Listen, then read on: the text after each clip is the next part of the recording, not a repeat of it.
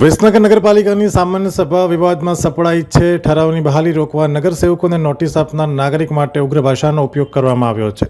નગરપાલિકાની સામાન્ય સભામાં મહિલાઓ વચ્ચે જ બોલાયેલા શબ્દો વાયરલ થયા છે। કેટલાક લોકો અરજી કરીને કોર્પોરેટરને ડરાવવાનો પ્રયાસ કરે છે। શું એ લોકો વહીવટ કરતા શીખવાડશે એવું કહેતા વિવાદ ઊભો થયો છે। કુલ 70માંથી 67 ઠરાવો પાસ કરવામાં આવ્યા છે। તો આવો જોઈએ શું છે સમગ્ર મામલો।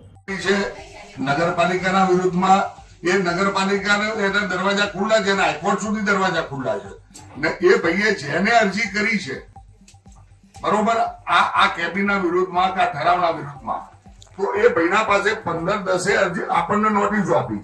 એ ક્યાં મોટી ઓથોરિટી છે, ગવર્નર છે, સીએમ સાહેબ છે કે શહેરી વિકાસ મંત્રી છે, તો નગરપાલિકાના કોર્પોરેટરોને નોટિસ આપે છે, એને શું સત્તા છે?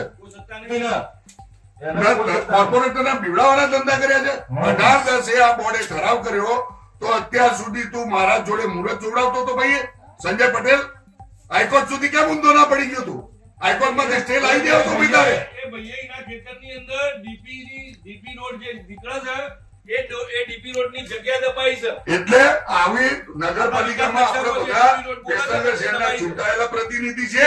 રસ્તા ઉપર ચાલતો અરજીબાજ કોક અરજી કરે, વહીવટ એવા અરજીબાજો કરશે નગરપાલિકાનો।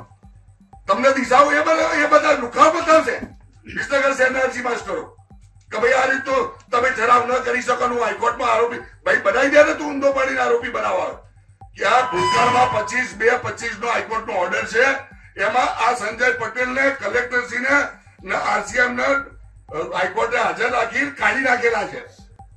ફરીથી હાઈકોર્ટ જા ભાઈ તું।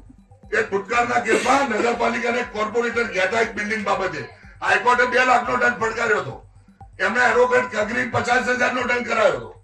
એટલે ફરીથી જા તું સંજય પટેલને મારે ખુલ્લો આમંત્રણ છે, પણ કોર્પોરેટરને આ રીતના ડરાઈને એક મંડળી રચીને આ રીતના કોઈના વ્યાજબી માંગણી હોય, 40 વર્ષથી એ જગ્યા ઉપર બેઠેલો માણસ હોય ને એને રોટલો મળતો હોય। નગર ભૂતકાળના 2001થી 10ના બોર્ડમાં વિસનગર નગરપાલિકા અમારા બોર્ડમાં પહેલા ભાઈ ઘોષાના બોર્ડમાં કેટલા લોકોને કેબિનો જગ્યાઓ પાડેલી છે। મને એક વાત આશ્ચર્ય થાય છે દંડકશ્રી કે તમે કોઈ વ્યક્તિગત માણસને આપો તો તમે જેલમાં જાઓ। વિસનગર નગરપાલિકાએ પહેલા ભાઈ ઘોષાના ઘર આગળ આપેલી છે, સતીશ કાસના ઘર આગળ આપેલી, આથાણાવાસમાં ઠાકોર સમાજે માંગણી કરી એમાં સંમતિ આપી છે, ત્યાં અંબર થિયેટર જોડે બ્રહ્મ સમાજે માંગી હતી એમાં સંમતિ આપી છે। ફતેહ દરવાજા પહેલા ભાઈ ગોસાને અમારા બોર્ડે આખી 9 નંબરના વોર્ડની વાડી બનાવવા માટે જગ્યા ફાળવી છે। તો એવો તો કોઈ કાયદો નથી કે ભાઈ કોઈ સમાજને જગ્યા આપો એમાં સજા ના થાય ને એક વ્યક્તિને જગ્યા આપી તો એમાં સજા થઈ જાય। એટલે લુખાનવારી ચેલેન્જ છે કે તું હાઈકોર્ટ જઈ તારામાં તાકાત હોય ને સ્ટેપ લેવડાઈ જાય છે જા ને આની બહાલી લેવી જોઈએ। કાં તો અધિનિયમ મને બતાવો કે કયા અધિનિયમ પ્રમાણે તમે બહાલી લેતા નથી। રૂપલભાઈની વાત આજે સંમત છીએ અમે। ને બીજો વિષય, જે પણ કોર્પોરેટરો લેટર આપે બોબડા કે બેરા નથી, એ નગરપાલિકાના બોર્ડરૂમમાં ગઈ વખત એક કોર્પોરેટરનું મનીષભાઈ બારોટનું કહેવું છે કે ભાઈ મારી સહી નથી, મારો લેટર કોક આપી આવ્યું છે।